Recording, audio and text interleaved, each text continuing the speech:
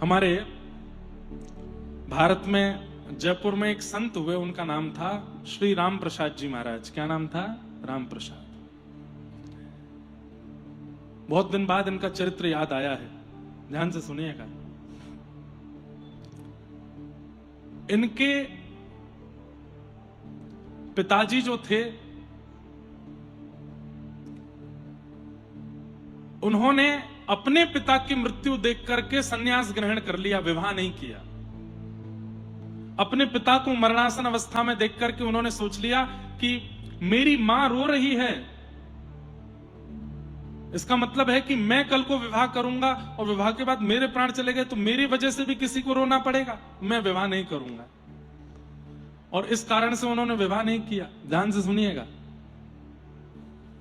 और विवाह ना करके सर्वगुण संपन्न होकर संपत्ति होते हुए भी केवल अपने पिता की मृत्यु देख के ऐसा वैराग्य आया, सब छोड़ करके भजन करने वन में चले गए और इतना नाम जप किया, इतना नाम जप किया, 24 घंटे ठाकुर श्री का नाम जप करते, राम जी का स्मरण करते, राम राम राम राम राम राम जपते रहते थे।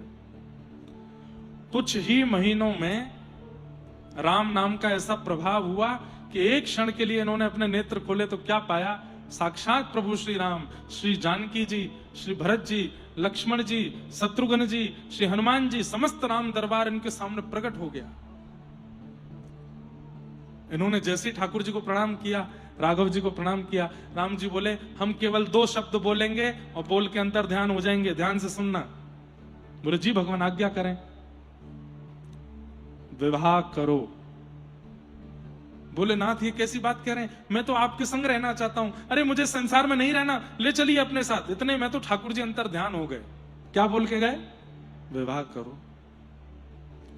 खूब ढूंढा, ठाकुर जी नहीं मिले। अब तो इतने परेशान हो गए, अब कहां जाऊं। घर परिवार में ज्यादा लोग थे नहीं, लौट करके आए और आकर के अब बस सोचने लगे कैसे करूं। ठाकुर जी कह के गए विवाह करो। ब्राह्मण थे। कितनी अद्भुत कथा है कि इनके घर तो कोई आया नहीं, ये ब्राह्मणों के घर जाते और जाके उनका द्वार खटखटाते। वो कहते अरे अरे आओ आओ आओ भैया, बैठो विराजो। हमने सुना था कि आप पिताजी की मृत्यु के बाद वन में चले गए थे भजन वजन करने, सोचा था विरक्त होकर, पर अभी सुना कि आप तो वापस आ गए लौट को। बोले हाँ आ गए। कहिए क्या बात है? बोले हम बस ये पूछना चाहते थे आपकी पुत्री है क्या? तो वो कहते हाँ है। तो उनका विवाह हो गया? बोले विवाह तो नहीं हुआ, हम अच्छे हैं वर हमसे ब्याह कर दो आप।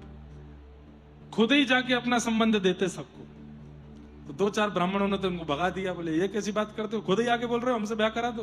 और बोले मैं कैसे समझाऊं कि मुझे ठाकुर जी ने आज्ञा दिया कि ब्याह करो, और बहुत समय लगना नहीं चाहिए। एक बार ऐसे भ्रमण करते करते एक ब्राह्मण के यहाँ पहुंचे और जाकर के बोले आप देखो पहले ही हम आपको बोलते हैं, हम बहुत मार खा चुके हैं, बहुत पिटाई खा चुके हैं इस बात के लिए, लेकिन हम स्पष्टता से आपसे भी पूछ लेते हैं, मारिएगा नहीं हमको मना कर देंगे, हम चुपचाप चले जाएंगे। आपकी पुत्री है? बोले हाँ। ब्याह हो गया? बोले नहीं हुआ। हमसे कर दो, हम योग्य वर हैं।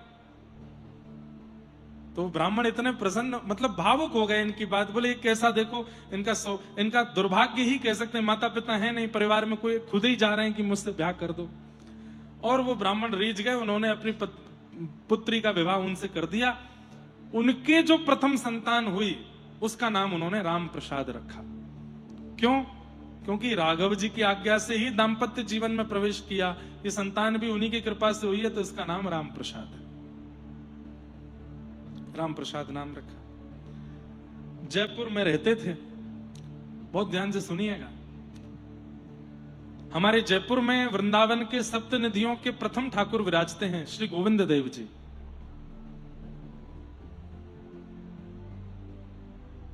बिहरत निस दिन कुंज गलिन में, व्रज जन मन सुख धाम।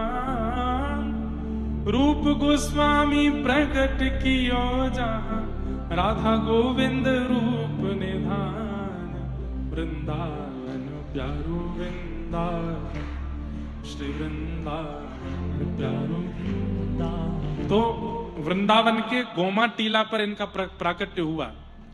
लेकिन औरंगजेब ने जब आक्रमण किया, औरंगजेब जब आगरा आया तो आगरा में आकर के एक दिन रात में किले पर खड़े होकर के देख रहा था तो दूर एक दिया दिखाई दिया। उसने कहा ये आकाश में दीपक जैसा दिखाई दे रहा है, क्या है ये? बोले महाराज यहां से 50 किलोमीटर की दूरी पर एक हिंदुओं का धाम है, उसका नाम है वृंदावन।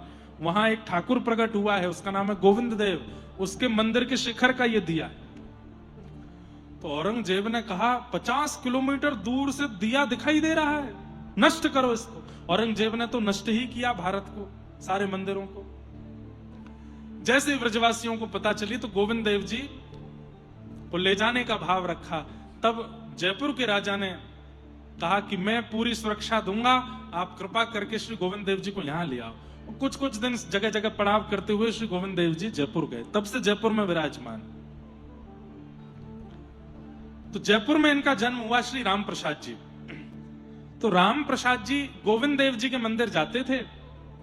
अब इनकी दर्शन वर्शन में तो रुचि कम थी। गोसाई जी के 2 बेटे थे, वो राम प्रसाद जी की उम्र के ही थे। मंदिर में इतनी भीड़ होती नहीं थी, 2-4 लोग दर्शन करने आते थे।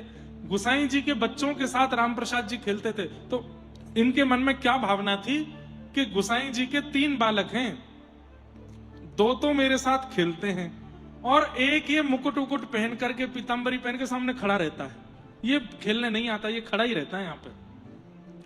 तो राम प्रसाद जी ऐसा सोचते, कभी कभी मेरी माँ भी बहुत ज्यादा सुंदर बनाती है तो मुझे घर से नहीं निकलने देती। बोले बगल वाली की नजर लग जाएगी, सामने वाली देख लेगी, भीतर ही रहे। तो हमें लगता है गोसाई जी के ये छोटे लाला हैं, इनको बढ़िया पीतांबरी पहनाते हैं, चंदन वंदन लगा के, काजल लगा के, पगड़ी पहना देते हैं तो कहीं नजर नहीं लग जाए, इसलिए ये खेलने नहीं आते। पर ये राम प्रसाद जब भी जाते थे गोविंद देव जी के मंदिर, गोटी खेलते थे। तो ठाकुर जी को देख करके कभी कभी बोलते थे तुम भी आ जाओ, तुम्हारे दोनों भैया तो खेलते हैं, तुम भी खेलो, तुम्हारा मन नहीं करता खेलने का? फिर वो दोनों बच्चे भी, वो भी गोसाई जी के पुत्र भी छोटे से ही थे, उनसे कहते ये क्यों नहीं आते? तो वो बच्चे कहते ये नहीं आते, इनको रहने दो, चलो हम खेलते हैं। गोटी खेलते थे। एक बार गोसाई जी के दोनों वो बालक अपने नानी के घर चले गए घूमने गर्मियों की छुट्टी में। राम प्रसाद जी का रोज का नियम था, दोपहर में गोटी खेलने आते थे। आज गोटी लेकर के आए। जब तक वो दोनों नहीं आते थे अकेले खेलते थे। आकर के अकेले खेलने लगे, देखते देखते बोले अब बहुत देर हो गई, आए नहीं। तब ठाकुर जी की ओर देख के बोले आज तुम्हारे दोनों छोटे भाई नहीं आए खेलने? अरे अब तो आ जाओ, कहां भीतर बैठे रहते हो सज धज के तैयार होके? अरे तुमको क्या पता कितना आनंद आता गोटी खेलने में, देखो मैं खेल के दिखाऊं। तो ठाकुर जी के सामने खेल खेल के दिखावे। तो ठाकुर जी का इतना मन हुआ खेलने का। मंदिर में एक दरबान था और एक बूढ़े से गोसाई जी थे, वो आसपास घूम रहे थे। ठाकुर जी बोले इनके सामने कैसे जाऊं? तो भगवान ने कुछ इच्छा प्रकट की, तो दरबान को तो बहुत जोर से उसका पेट खराब हुआ। वो भागा लघु शंका दीर्घ शंका के लिए। ऐसा पेट खराब हुआ कि आवेगा नहीं आधे घंटे से पहले। और जो गोसाई जी मंदिर में घूम रहे थे उनको बहुत जोर की भूख लगाई। सोचने लगे अभी भोजन करके आया था, पता नहीं भूख क्यों लग रही है। वे वापस मंदिर के पीछे अपने घर चले गए। पंडिताइन से बोले भोजन बनाओ, भूख लगी है, बड़ी जोर की भूख। अब मंदिर में कोई नहीं। इतने में ही ठाकुर जी ने, जो ऐसे खड़े रहते थे, बंशी तो रखी अपने फेंट में, हाथ वाथ सीधे किए और एक छलांग मार के आ गए नीचे। और आकर के बोले रोज मुझे परेशान करता है, रोज आकर के गोटियों से चिढ़ाता है, चल तुझे तेरे तू बहुत बड़ा खिलाड़ी बनता है, मैं खेल के दिखाता हूं। आओ। तो वो इतना खुश राम प्रसाद, अरे इतने दिनों से आता हूं, तुम कितना मीठा बोलते हो, अरे तुम खेलने आया करो। सुनो इधर रुकना। बोले क्या हुआ? तुम कितने सुंदर हो, तुम्हारे नेत्र, तुम वहां खड़े रहते हो तब भी सुंदर लगते हो, लेकिन अभी नीचे आए तो कितने अच्छे लग रहे हो। ठाकुर जी बोले चल बात मत बनावे, तो को खेल के दिखाऊं। तू बता कैसे खेलता है? तो राम प्रसाद एक गोटी मारे। बोले अच्छा तेने एक गोटी हटाई, अब देख तू 10 गोटी लगा, मैं एक संग हटाऊंगा। ठाकुर जी बिल्कुल ऐसे हो गए जैसे मानो मधुमंगल श्रीदामा आ गए हो, और लेट करके ऐसे गोटी मारे, 10 की 10 गोटियां उड़ा दें। और राम प्रसाद तो था के मार मार के हंसे। बोले भैया गोसाई जी के दोनों बालकों से बढ़िया तो तुम हो, अब उनके संग नहीं, मैं तो तुम्हारे संग ही खेलूंगा। ठाकुर जी मानो अब ये भी सोचते जा रहे हैं दरबान और गोसाई आवे उससे पहले पहले खूब खेले ठाकुर, झिक्के खेले। लेकिन राम प्रसाद तो उनकी झांकी देखता रह गया। बार बार जाके उनका हाथ पकड़े, ठाकुर जी ने कहा भाई कितना अच्छा लगता है ना आपको स्पर्श करके, कितना बढ़िया, ये ऐसा हमारी तो त्वचा नहीं है, तुम्हारी कैसे हो गई? फिर ठाकुर जी के पास जाके जोर से सूंघे, कितनी बढ़िया सुगंधी आती है तुम में से। अरे 1 मिनट रुको तो, ठाकुर जी की ठोड़ी पकड़ ले, तुम्हारे नेत्र कितने सुंदर हैं, नासिका कितनी बढ़िया है। ऐसे ठाकुर जी को देखे और ठाकुर जी उस पर मोद, अरे इन को खेल अंदर, चल आजा मेरे संग खेल। इतने में ही दरबान और गोसाई जी दोनों आ गए। सो ठाकुर जी ने क्या किया, अपनी फेंटा खोली और राम प्रसाद की जितनी गोटी थी सब भर के फेंटा में बांध के ठाकुर जी जाके खड़े हो गए वहीं पे। अब वो राम प्रसाद सामने खड़ा है, सामने खड़े होकर के रो, मेरी गोटी ले गए, मेरी गोटी ले गए, अरे ये तो चोर है, ये तो छलिया है, और जोर जोर से चिल्लावे, हाथ पैर पटके, और कभी कुछ करे, कभी कुछ करे, कभी कुछ हिलावे। गोसाई जी बोले, ए क्या बात है, ए हल्ला क्यों करता है राम प्रसाद? अरे मेरी गोटी ले गया, मेरी गोटी ले गया, इसको खींच के लाओ, मेरी गोटी मेरे को वापस करो, मैं नहीं आऊंगा कल से खेलने, बड़ी मुश्किल से मैंने इकट्ठी करी, जे लेके भाग गया भीतर। और ठाकुर जी मंद मंद मुस्कुरा रहे हैं। गोसाई जी बोले, क्या बोलता है, अब मेरी गोटी ले गया भीतर? कहां ले गया गोटी? मैं मेरी गोटी लेके गया, इसके फेंटा में रखी मेरी गोटी। गोसाई जी बोले, ये ठाकुर जी की थाल है, थाल में खिलौने रखे थे ठाकुर जी के, ये देख सोने की गोटी, चांदी की गोटी, कहां है तेरी गोटी? यहां नहीं है, फेंटा में है, ये जो बगल में फेंटा बंधा इसमें है मेरी गोटी। गोसाई जी बोले, तेरे लिए फेंटा नहीं खोलूंगा मैं ठाकुर जी का। तो बोले, मैं भी यहीं प्राण त्याग दूंगा, गोटी लेके जाऊंगा अपनी, मैं सिर मारूंगा अभी अभी जमीन में अपना। और छोटा बालक वो तो ऐसे ही करता है, और छोटा बालक राम प्रसाद और जाकर के ऐसे सिर मारे अपना जमीन में, बोले मेरी गोटी दो। गोसाई जी बोले, रुक जा रुक जा रुक जा, मत मार, अभी देख तेरे सामने फेंटा खोलता हूं। बाहर दरबान भी आ गया, बोले अब तू आज चला जा, कल से नहीं आने दूंगा तुझे। चिल्ला रहा है, जिद कर रहा है, खोल दो गोसाई जी आप फेंटा। और जैसे ही गोसाई जी ने फेंटा खोला, कड़ कड़ कड़ कड़ करके सारी गोटियां उसमें से गिर गई, नीचे फैल गई। ठाकुर जी की सोने चांदी की गोटियां हैं, वो तो सामान्य गोटी, उसको हमारे यहां कंचा बोलते हैं, ऐसे हरे नीले ऐसे रंग के होते हैं। गोसाई जी बोले, ये तो राम प्रसाद तू ही खेलता है ना इनसे? बोले, हाँ मैं वही तो कह रहा, ये मेरी गोटी वापस करो। और वो गोसाई जी के हाथ कांपे, पैर कांपे, और वो ठाकुर जी की ओर देखें, बोले राम प्रसाद भीतर आके फेंटा में नहीं बांध सकता। हे नाथ, ये आपकी कोई लीला है क्या, ये आपकी कोई कृपा है क्या? इतने में ही श्री गोविंद देव जी मंद मंद मुस्का गए, हल्की सी झांकी गोसाई जी को दिख गई, आहा जय जयकार करने लगे, श्री राधा गोविंद देव की। अरे ये तो खेल के रसियां हैं। और राम प्रसाद को गोटियां देख करके हृदय से लगा लिया। बोले भैया अब सही सही बताते ने क्या अनुभव किया? बोले ये कूद के नीचे आए थे और ऐसे लेट लेट करके गोटी खेल रहे थे, 10-10 गोटी एक साथ उड़ा रहे थे, ऐसा कर रहे थे, वैसा कर रहे थे। गोसाई जी के तो नेत्र पुलकित हो गए। जाके उनके माता पिता को ये बात बताई, बोले कि तुम्हारा बालक सामान्य नहीं है। माता पिता बोले, वो तो हम जानते हैं कि ये सामान्य नहीं है, तुम पर जरूर कोई भगवत कृपा हुई है, क्या कुछ अनुभव हुआ था क्या पूर्व में? तब उनके पिताजी ने ये रहस्य बताया कि मैं तो विरक्त हो गया था, मुझे राम जी ने आकर के कहा कि 2 शब्द कहे, ब्याह करो, तब मैंने विवाह किया, इस बालक का जन्म हुआ, तो राम जी की कृपा से वंश बढ़ा, इसलिए इसका नाम राम प्रसाद। तब उन्होंने सब बात बताई। बोले गोविंद देव जी इसके साथ खेलते हैं। ऐसे श्री राम प्रसाद नामक भक्त हुए। फिर धीरे धीरे उनको कथा में रुचि, आचार्यों में रुचि, फिर ठाकुर जी की उन्होंने एक बार झांकी देख ली, फिर अपने आप ही उनका खेल कूद से मन हट गया, फिर वो भजन में भक्ति में लग गए। गोविंद देव जी को खूब रिझाया और रिझा रिझा करके खूब श्री गोविंद देव जी के साथ आनंद किया। ऐसे भक्त रामदास। तो भगवान का प्रभाव तो सब जानते हैं।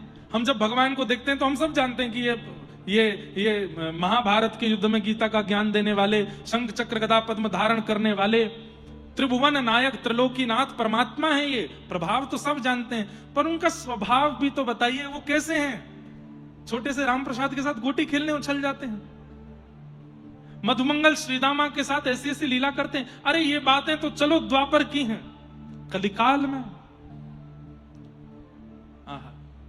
अबीर गुलाल उधरी तरंग, माझा घरे नाचे माझा सखा पांडुरंग, नाथा घरी नाचे माझा सखा पांडुरंग। वहां दूर श्री नामदेव जी महाराज कीर्तन कर रहे हैं और पंडरीनाथ खड़े खड़े रुक्मणी जी से कह रहे हैं, हे रुक्मणी जी। बोले क्या, थोड़ी देर मेरी जगह खड़ी हो जाओ आप। बोले क्यों? बोले नामा कीर्तन कर रहा है, मेरा मन कर रहा है मैं जाके थोड़ा मन नाच के आ जाऊं। इतना सुंदर कीर्तन चल रहा है, मेरा मन हो रहा है मैं वहां पहुंच जाऊं। रुक्मणी जी बोली, ऐसे कैसे चले जाओगे? बोले थोड़ी देर के लिए चल, ये सब दर्शनार्थी खड़े, इनको दर्शन कौन देगा? बोले थोड़ी देर आप आ जाओ ना, आप भी तो मेरी तरह खड़ी हो, क्या पता चलेगा कि मैं हूं कि आप, मैं थोड़ा चला जाता हूं।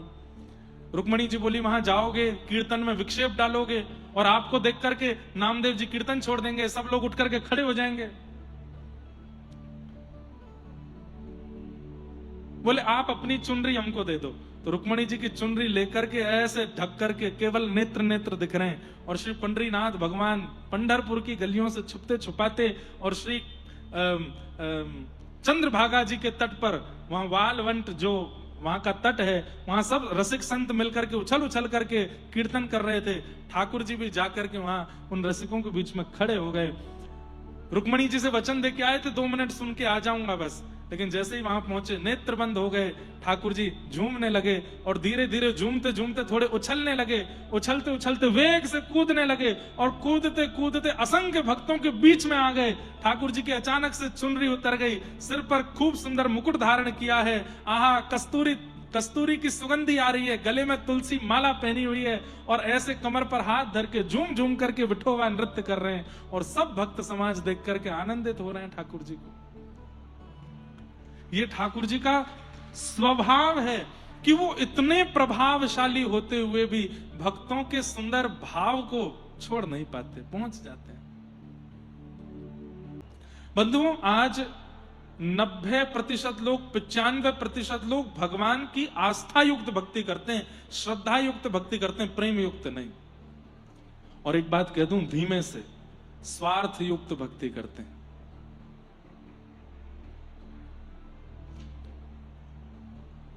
दुख हरता सुख हरता सुख धरता। गणेश जी से क्या कहते हैं?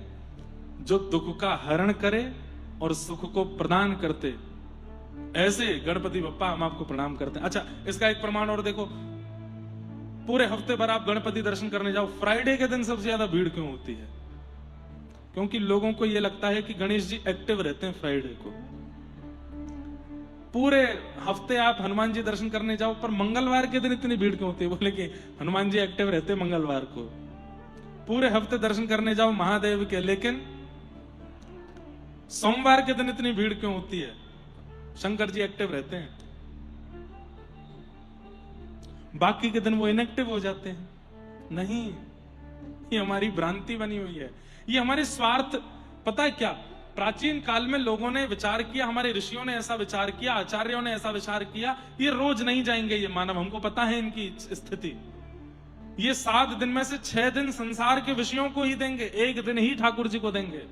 तो इसलिए किसी की गणेश जी में इच्छा है तो वो फ्राइडे दे दिया, किसी को अगर जैसे मंगल मूर्ति मारुति नंदन, उनको मंगल मूर्ति कहा जाता, वो मंगल है, मंगल करता है, तो इसलिए मंगलवार उनको दे दिया।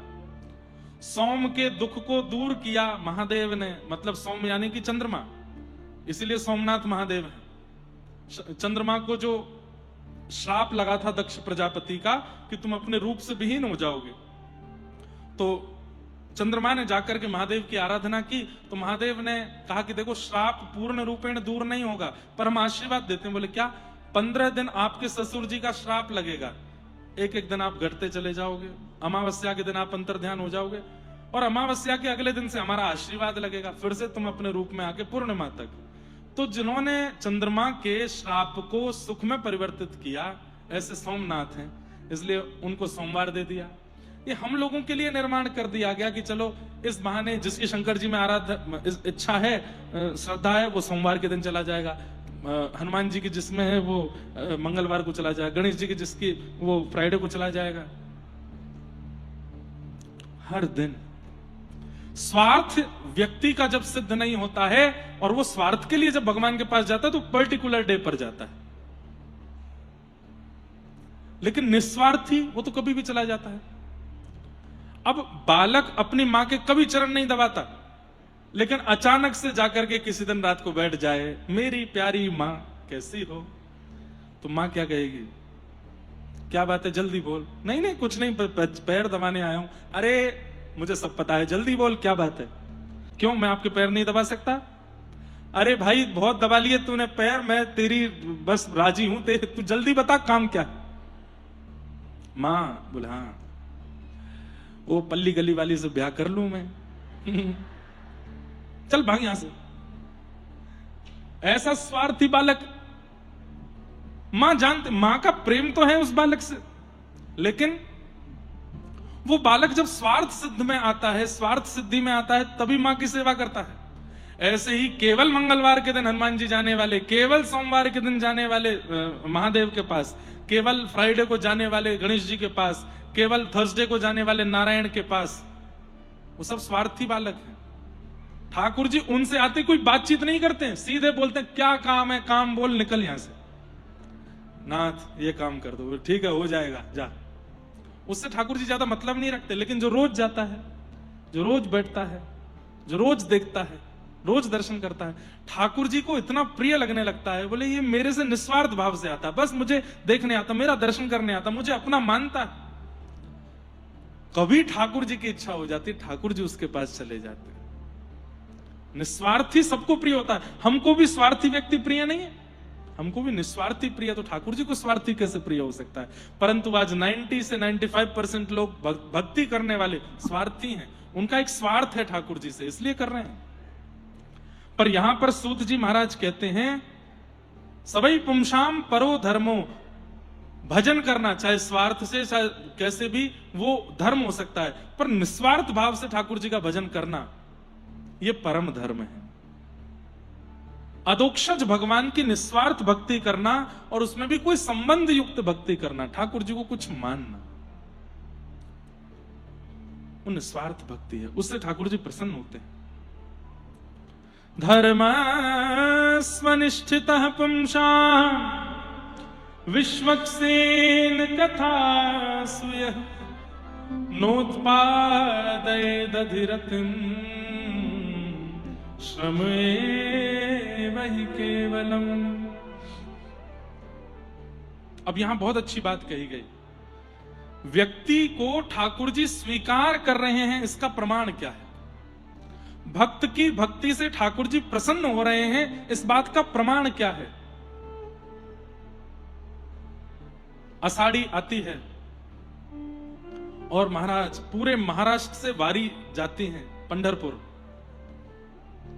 आलंदी से लोग जाते हैं, देवगढ़ से लोग जाते हैं, और अपना वहां एक बार मेरी कथा हुई खामगांव के पास में एक जगह है शेगांव, वहां श्री गजानन महाराज का सुंदर स्थान, वहां से कितनी लंबी वारी, लोग कितना पैदल चल चल के पंढरपुर जाते हैं। लेकिन यहां पर एक बहुत बड़ी बात कही गई, आप इतना परिश्रम ठाकुर जी की प्राप्ति में करते हो, आप हिमालय की यात्रा करके दर्शन करते हो, गंगा स्नान करते हो, तीर्थों का जल स्नान करते हो, ब्राह्मण भोज कराते हो, गौ सेवा करते हो, आदि आदि, ये सब कुछ जो भी कुछ आप करते हो,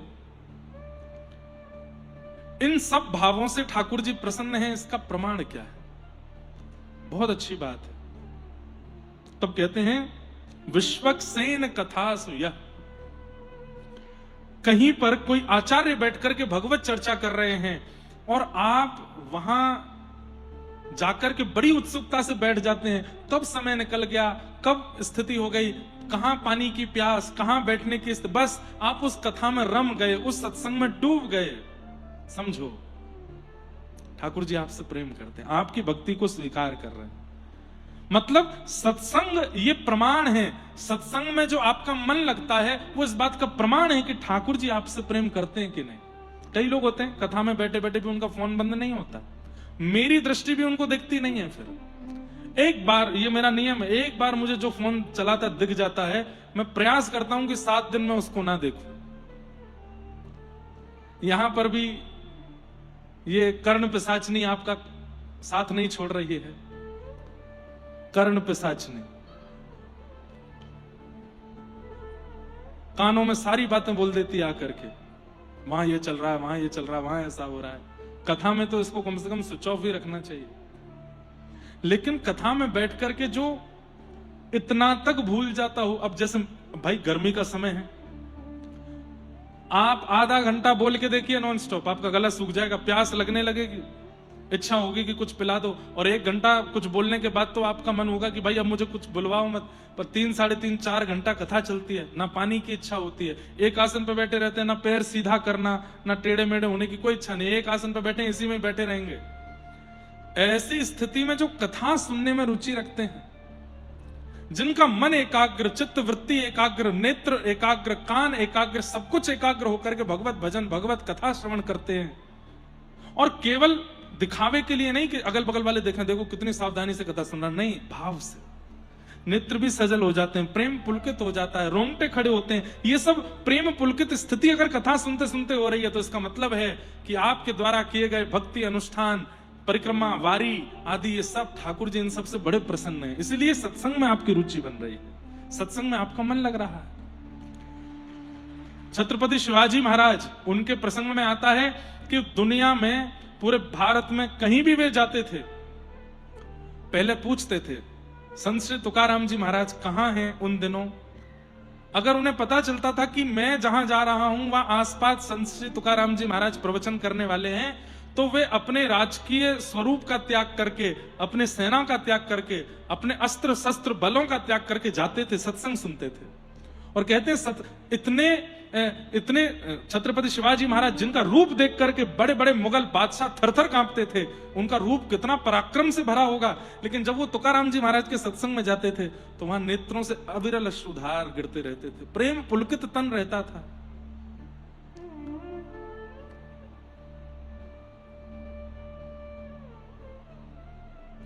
गोपियां कहती हैं कथा सुनने वाली की स्थिति कैसी होती है, तब कथामृतम तप्त जीवनम कवि भीरीडितम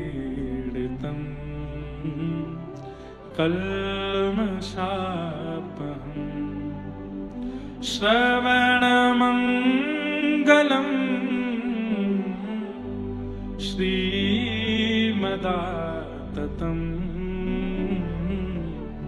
भुवि गृह्णन्ति ते भूरिदा जना। कथा सुनते समय स्थिति कैसी होती है, तो गोपियां कह रही हैं तब कथामृतम। पहली बात तो कथा शब्द जैसी ना लगती हो, ऐसा लगता हो कि अमृत पिलाया जा रहा है। संबोधनों का ध्यान रखिएगा।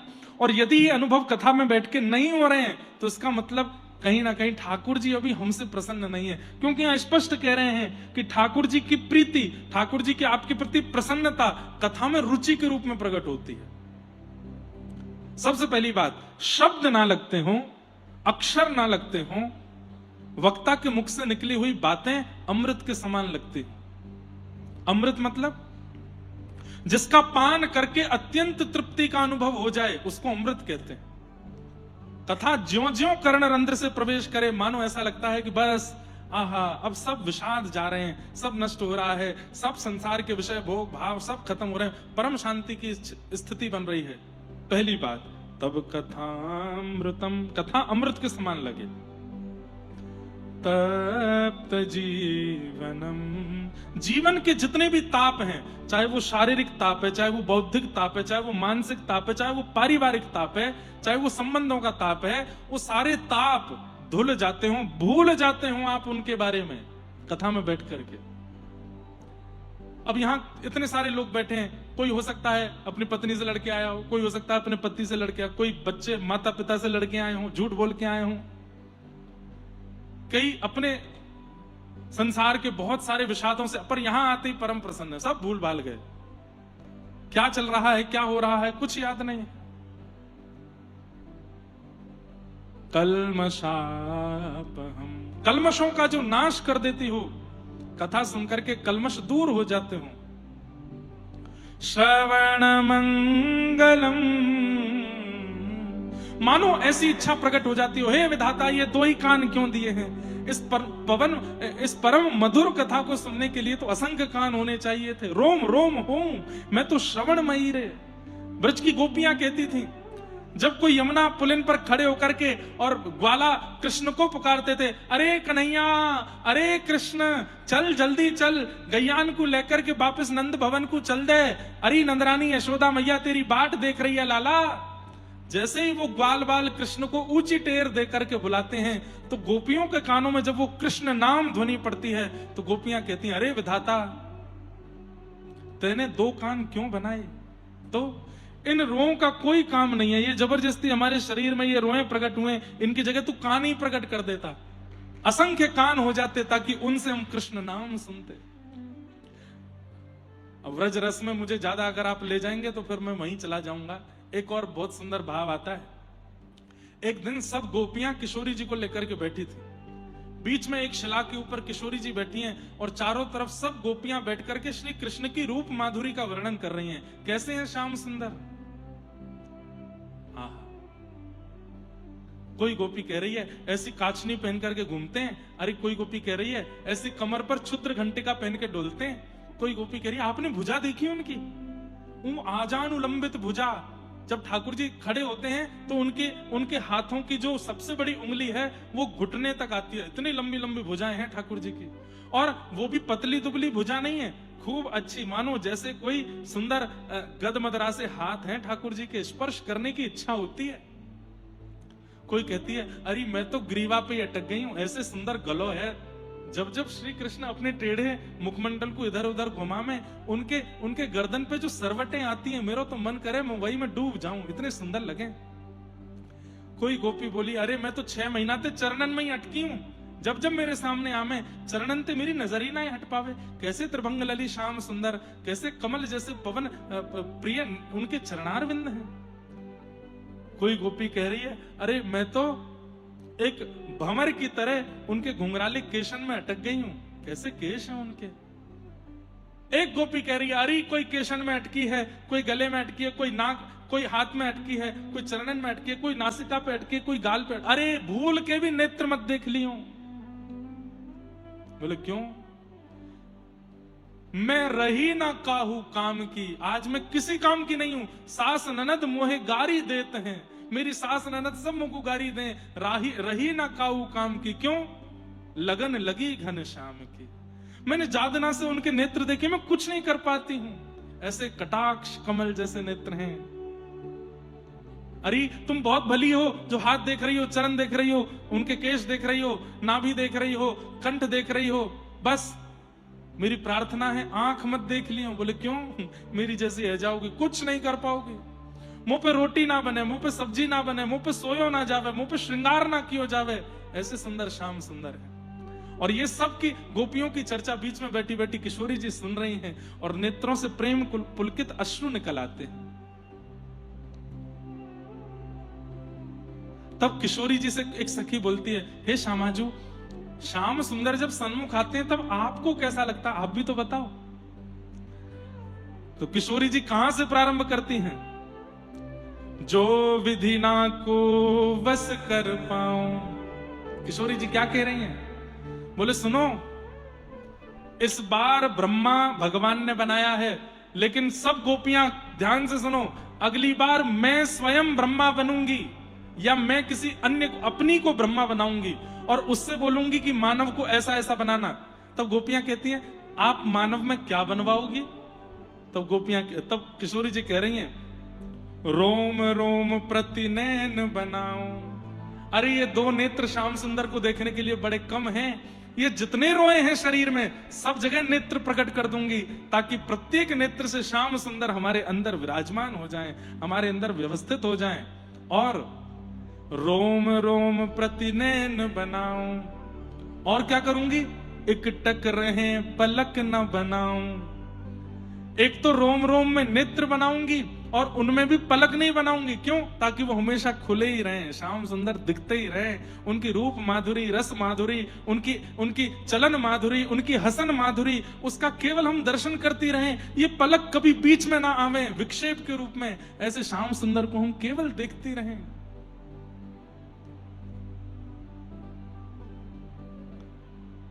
तब पूर्ण होंगे मनोरथ, सफल हमारे काज। तब किशोरी जी बोल रही हैं तब चैन मिलेगा। अभी दो नेत्रों से चैन नहीं मिलता है। दो नेत्रों से श्याम सुंदर को देख करके मन भरता नहीं है। रोम रोम से देखना है, रोम रोम से अनुभव करना है।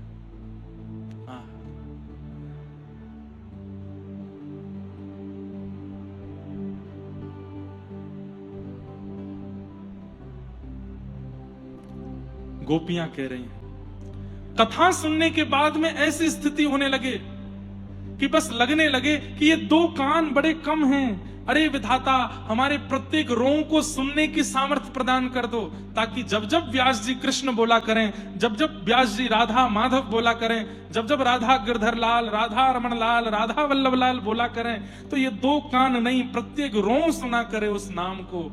हमारे शरीर में रक्त की धार नहीं, कृष्ण नाम की धार बहने लगे। ऐसी मन में इच्छा प्रकट कथा सुनते सुनते होने लग जाती हो, तब समझो कि ठाकुर जी प्रसन्न है। श्रवण मंगलम श्रीमदाततम। और कितनी बड़ी बात है, कथा सुनने के बाद व्यक्ति को लगता हो मुझसे ज्यादा धनवान कोई नहीं है संसार में। भले ही किसी और से 10 रुपया किराया देकर के आए हैं कथा सुनने के लिए, लेकिन कथा सुनने के बाद क्या लगे, मुझसे ज्यादा धनवान कोई नहीं है। क्यों? आज 4 घंटे में बताई हुई समस्त भावों को मैंने पी लिया है, उड़ेल लिया है अपने चित्त में।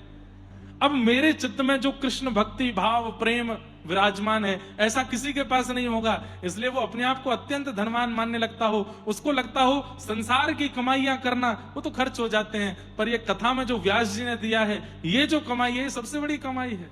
श्रीमदाततम भुवि गृह्णन्ति ते भूरिदा जना।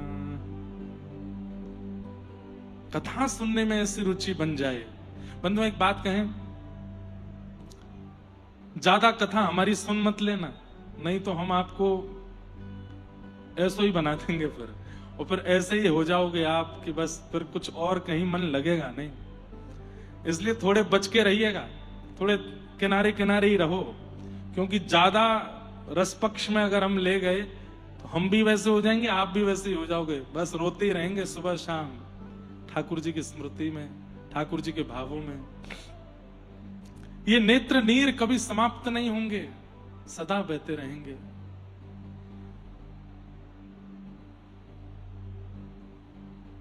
स्थिति कैसी हो जाएगी?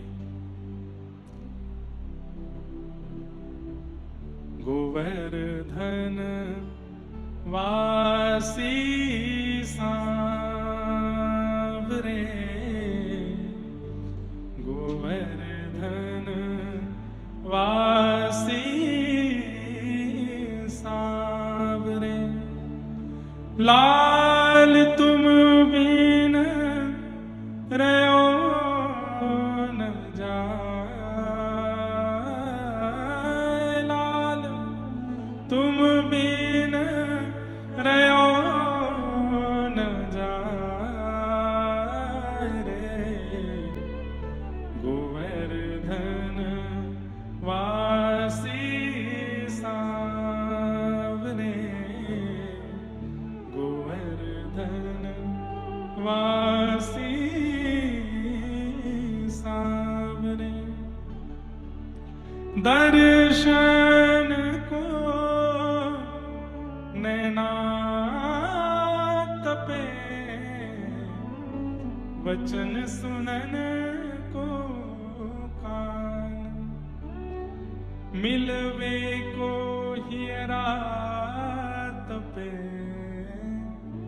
ही के जीवन प्राण, गोवर्धन वासी सांवरे, गोवर्धन वासी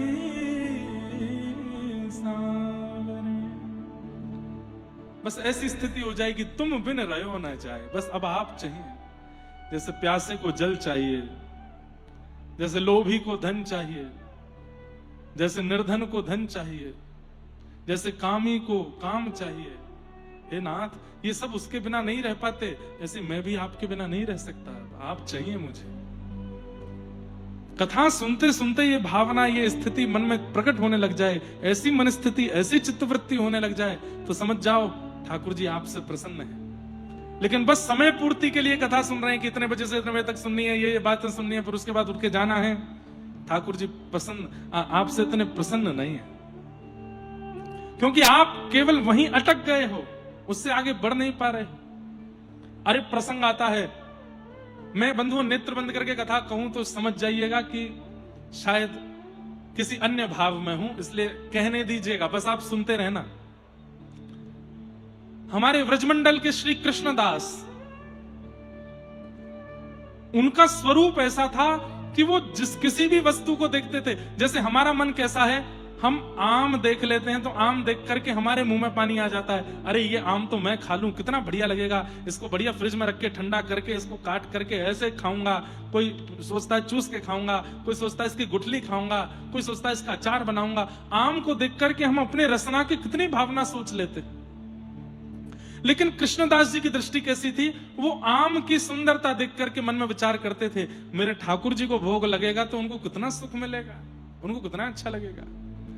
कोई व्यक्ति कपड़े देखता है तो कपड़े देख करके तुरंत सोच लेता है मैं पहनूंगा तो कैसा लगूंगा, लेकिन श्री कृष्णदास जी सोचते थे इस छपाई का कपड़ा यदि मेरे ठाकुर जी की पोशाक बनेगी तो कितनी बढ़िया लगेगी। मतलब वो हर वस्तु को देख करके ठाकुर जी के ऊपर इमेजिन करते थे, कभी अपने ऊपर नहीं। एक बार आगरा गए, आगरा की सब्जी मंडी में घूम रहे थे, तभी उनको एक सुंदर गायन का स्वर सुनाई देने लगा। एक कोई स्त्री बड़े सुंदर स्वर में गा रही थी, और वो स्वर सुनते ही कृष्णदास जी रुक गए और मन में सोचने लगे इतना सुंदर स्वर, अरे ये स्वर तो मेरे ठाकुर जी के सन्मुख प्रकट होना चाहिए, इस स्वर से तो मेरे ठाकुर जी की सेवा होनी चाहिए।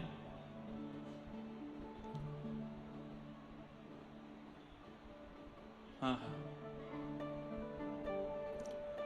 सोहि सुहागन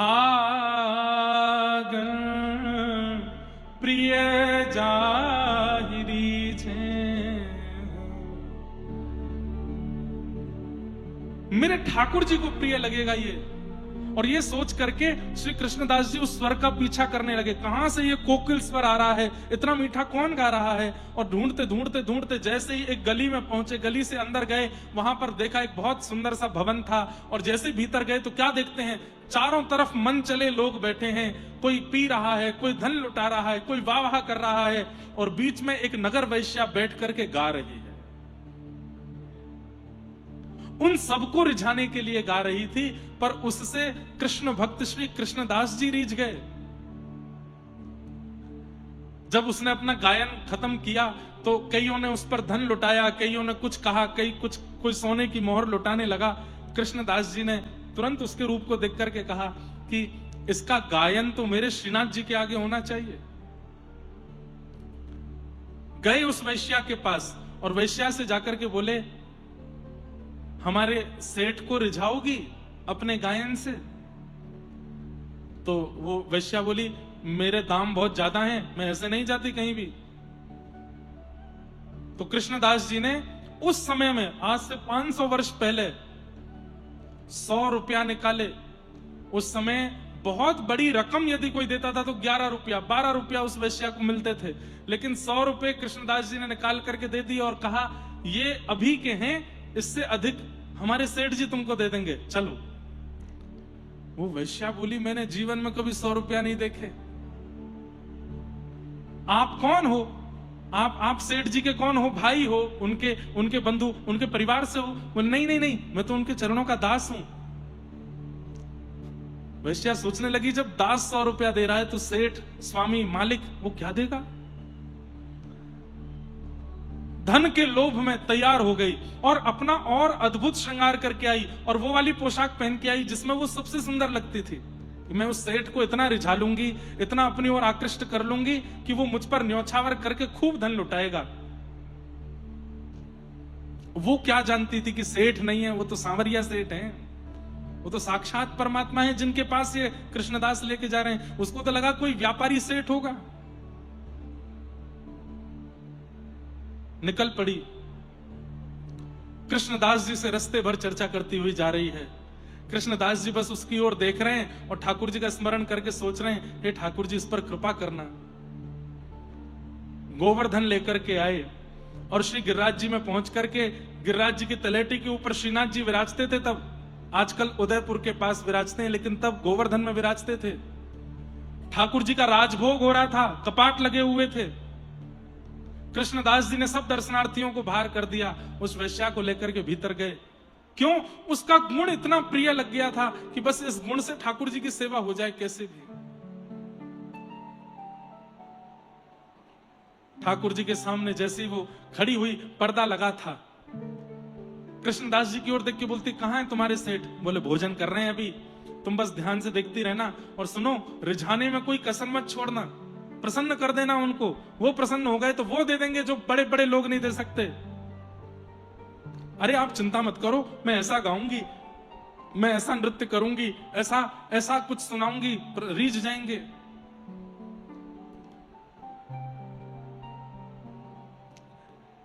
जैसे ही कपाट खुले, उस वैश्या ने नेत्र भर करके जब देखा, एक भुजा ऊपर की ओर, दूसरी भुजा कमर पर है, नेत्र नीचे हैं, मंद मुस्कुरा रहे हैं, सिरपेज धारण किया है, उस पर मोर पिच है, यहाँ पर वंशी जी धारण है, छड़ी जी अपने हाथ के नीचे लगा रखी हैं, पैरों में पाजेब पहनी है, गले में सुंदर वनमाला धारण की है, सुंदर वैजंती माला पहनी हुई है, चंदन की सुंदर सुगंधी से सुगंधित हो रहे हैं। सामने एक पुजारी जी खड़े होकर के सुंदर दीप मालिका से आरती कर रहे हैं। आहा, उस गिरधर छवि को देख करके वो वैश्या दिखती रह गई। उसके मन में आज एक ग्लानि हुई कि मैंने आज तक जीवात्मा को, ये संसार के नश्वर प्राणियों को प्रसन्न किया है। आज तक मैंने संसार के ही लोगों को प्रसन्न किया जो मेरा उपभोग करके मेरा त्याग कर देते हैं। मैंने स्वप्न में भी नहीं सोचा था कि मुझे उसके आंगन में खड़ा कर दिया जाएगा जिसने पूरी सृष्टि की रचना की है। ठाकुर जी की रूप माधुरी देखी, उसके बाद कृष्णदास जी को देखा। कृष्णदास जी बोले, बस इनको रिझा दो और किसी को रिझाने की आवश्यकता नहीं होगी। तेरे पास कंठ है, तेरे पास सुंदरता है, तेरे पास नृत्य है, तेरे पास सर्वगुण है। इस गुण से तू पूरे विश्व के लोगों को रिझा चुकी है और वो लोग तुझ पर धन लुटाते हैं, तेरा उपभोग करते हैं। कब तक ये करती रहेगी? इनको रिझा। घुटनों पर बैठ गई हाथ जोड़ करके और बस नेत्रों से अश्रुधार गिर रही है। और उस समय वो बोली कि मेरा कंठ अवरुद्ध हो गया, मैं कुछ गा नहीं पा रही हूं और मैं ये सोच रही हूं, हे कृष्णदास जी, मेरा तन तो झूठा हो चुका है, मेरी वाणी झूठी हो चुकी है।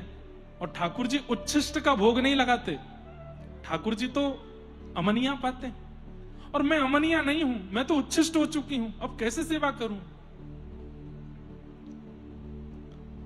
तो कृष्णदास जी ने पद गाया और उस पद को सुनकर के वह वैश्या नृत्य कर रही है ठाकुर जी के आगे।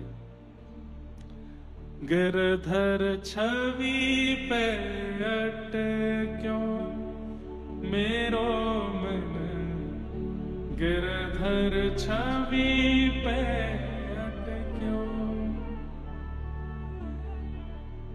ललित त्रिभंगी चाल पे चल के, ललित त्रिभंगी चाल पे चल के, चिबुक चारू गिरधट क्यों, मेरो मन गिरधर छवि पे अटक्यो। सजल श्याम घन वरण लीन है, सजल श्याम घन वरण लीन है, फिर चित अनत भटक्यो, मेरो मन गिरधर छवि पे अटक्यो। वैश्या कहने लगी, मैं कैसे पाऊं? मेरा तन उच्छिष्ट, मेरा मन उच्छिष्ट, मेरी वाणी उच्छिष्ट। तब कृष्णदास जी ने अंतिम पंक्ति में एक शब्द गाया है, ध्यान से सुनिएगा। कृष्णदास किए प्राण न्युछावे, कृष्ण दास किए प्राण न्युछावे, यह तन जग सिर पट क्यों। कृष्णदास जी कह रहे हैं तेरा तन अपवित्र होगा, तेरी वाणी अपवित्र हो सकती है, तेरी बुद्धि अपवित्र हो सकती है, लेकिन तेरी आत्मा परम पवित्र है। आत्मा को कोई अपवित्र नहीं कर सकता। ऐसा कुछ कर मिल जा श्याम सुंदर से, दोबारा इस संसार की उच्चिष्ट स्थिति में ना आना पड़े। और महाराज तुरंत वो वैश्या खड़ी हुई और ठाकुर श्री गिरधर लाल जी के सामने, श्रीनाथ जी के सामने नृत्य करने लगी, नेत्रों से अश्रुधार गिरने लगी और द्रुत गति से नृत्य करते करते गोल घूमते घूमते घूमते अंत में ठाकुर जी की तरफ दोनों भुजा पसार दी हैं और वहीं तन का त्याग करके आत्मा को बाहर निकाल के ठाकुर जी में विलीन हो गई, मिल गई श्याम सुंदर से। गिरधर छवि पे अटक्यो मेरो मन, गिरधर छवि पे अटक्यो। ठाकुर जी क्यों हो गए? कृष्ण दास किए प्राण न्योछावर, यह तन जग सिर पट क्यों। अरे ये संसार तो आपके तन का ही उपभोग कर रहा है, इसको आपके तन से ही मतलब है। छोड़ दो इस तन को इनके हवाले, आत्मा को दे दो ठाकुर जी को, उसे अर्पित कर दो ठाकुर जी को। और वो संभव कैसे होगा? ये रुचि बने सत्संग के प्रति, कथा में कहे गए शब्द शब्द से ना लगते हो, अक्षर से ना लगते हो, किसी व्यास की वाणी से ना लगती हो, ठाकुर जी की मधुर वेणु के समान वो लगता हो और स्वयं के प्रति गोपी की इच्छा आती हो, नेत्रों से कर्ण रंध्र से जब वह शब्द भीतर जाते हो तो लगता हो कृष्ण वेणु रव कर रहे हैं और हमारे चित्त का मार्जन करके हमें अपनी ओर खींच रहे हैं। वही बात सूत जी कह रहे हैं। विश्वक्सेन कथा सुय, कथा के प्रति यदि रुचि बन रही है, सत्संग के प्रति यदि रुचि बन रही है, तो इस बात का प्रमाण है कि ठाकुर जी आपसे राजी हैं। लेकिन सत्संग सुनते सुनते, कथा सुनते सुनते मन विचलित होता है, उठ के जाने का मन होता है, या फिर बस अब होता है कि कब विश्राम हो, समझो ठाकुर जी दूर हैं, ऐसी भाव।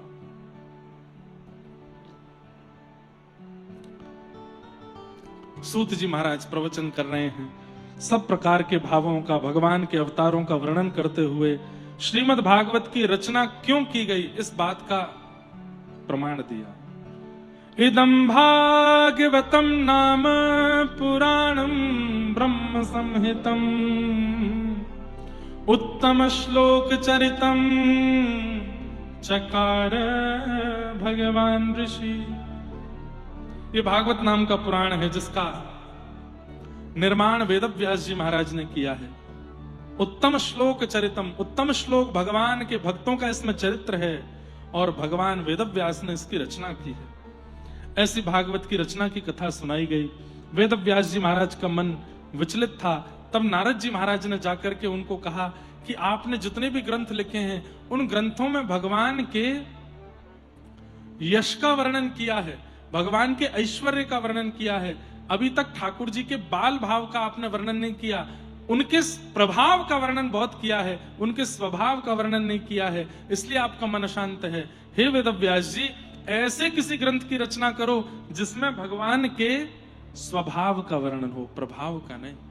प्रभाव तो पूरी दुनिया जानती है ठाकुर जी का, प्रभाव कैसा है ये तो सब जानते हैं, लेकिन उनका स्वभाव कैसा है इसका वर्णन आपने अभी तक नहीं किया, इसलिए आपका मन अशांत है। तब वेदव्यास जी महाराज ने भागवत की रचना की। भागवत में भगवान के प्रभाव नहीं, स्वभाव की चर्चा ज्यादा है,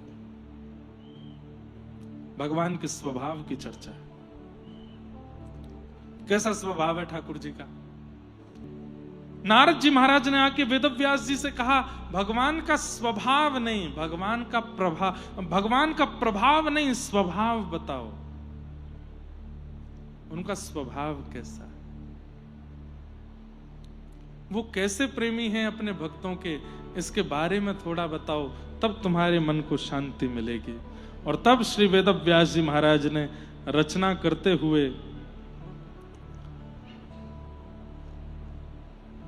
ध्यान लगाया, समाधिना अनुस्मर तद्विचेष्टितम, और समाधि के बाद जब रचना की है, आहा, भक्ति योगेन मनसि सम्यक प्रणिहिते मले अपश्यत् पुरुषं पूर्वं मायां च तत्पाश्रयाम्। ऐसे एक भाव की रचना की जहां माया और परमात्मा विलग दिखने लगे। अभी क्या होता है, हमको परमात्मा भी दिखते हैं और परमात्मा के संग माया भी दिखती है, लेकिन ऐसे ग्रंथ की रचना की जिसको सुनने और पढ़ने के बाद माया और परमात्मा अलग अलग हैं, ये भेद हमारे सामने स्पष्ट हो जाएगा। संसार माया है, परमात्मा की भक्ति उससे अलग है। माया के संग भक्ति नहीं हो सकती। अभी हम माया और भक्ति दोनों एक साथ करते हैं, लेकिन जिस ग्रंथ के आश्रय से, जिस कथा के आश्रय से माया और भक्ति दोनों विलग विलग हैं, ये स्पष्टीकरण हो जाए, वो भागवत है। ऐसी भागवत जी की रचना की। लोकस्य जानतो विद्वांस चक्रे सात्वत समेता। बोलो श्रीमद् भागवत महापुराण की। भागवत की रचना की, और रचना करके श्री वेदव्यास जी महाराज ने अपने पुत्र श्री सुखदेव जी महाराज को यह भागवत प्रदान की, और सुखदेव जी से कहा कि अब घर घर में, जन जन में इसको स्थापित करो। तब श्री सुखदेव जी महाराज गंगा जी के तट पर जाते हैं और वहां उन्हें परीक्षित मिलते हैं। परीक्षित जी महाराज को यही भागवत की कथा श्री सुखदेव जी महाराज श्रवण कराते हैं और 7 दिन में उन्हें भगवत प्राप्ति का अनुभव कराते हैं। इस प्रकार से भागवत जी सुखदेव जी को दी गई। सुखदेव जी ने फिर वही परीक्षित को सुनाई। प्रश्न हुआ कि परीक्षित कौन है, इसके बारे में हमें बताओ। इसको 7 दिन में मरने का श्राप क्यों लगा था? तो यदा मृधे कौरव संजयानाम वीरेस्वथो वीर गतिम गतेषु व्रकोदरा विग्ध गदा विमर्श भृगनोरुदंडे धृतराष्ट्रपुत्रे। महाभारत का युद्ध अपने अंतिम पड़ाव पर चल रहा था और बड़े बड़े वीर वीर गति को प्राप्त हो गए थे। उसी महाभारत युद्ध में अंत में विजय हुई पांडवों की। इन्हीं पांडवों का वंशधर ये परीक्षित है, जिसको 7 दिन में मृत्यु का श्राप लगा था। इस परीक्षित की मां के गर्व को नष्ट करने के लिए, मातृ गर्भ में परीक्षित को नष्ट करने के लिए अश्वत्थामा ने ब्रह्मास्त्र छोड़ा था, पर ठाकुर जी ने गर्भ में जाकर के परीक्षित की रक्षा की। ठाकुर जी ने गर्भ में जाकर के परीक्षित की रक्षा की और वहां जन्म लेने से पूर्व ही परीक्षित को ठाकुर जी ने दर्शन दे दिया। ऐसे श्री परीक्षित जी महाराज, उनका प्रादुर्भाव हुआ, उन सबके भाव बताए गए, ठाकुर जी ने उनकी रक्षा की है।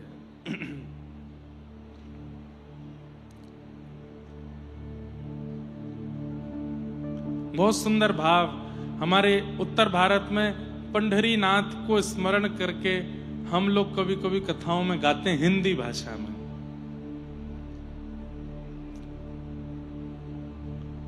सबके लिए वो द्वार खुले हैं,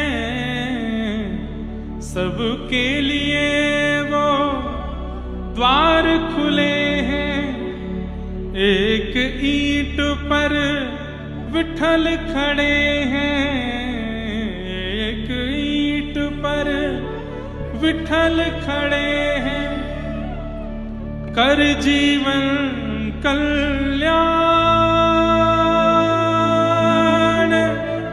पांडुरंग भजले हरि का नाम,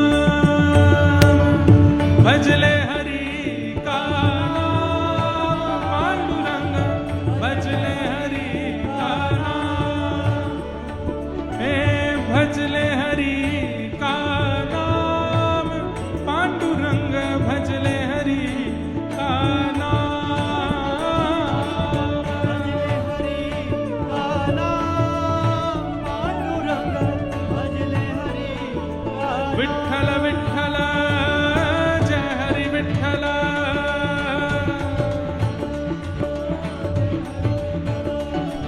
श्री विठ्ठल विठ्ठल जय हरि विठ्ठल विठ्ठल विठ्ठल जय हरि विठ्ठल भजले हरि का नाम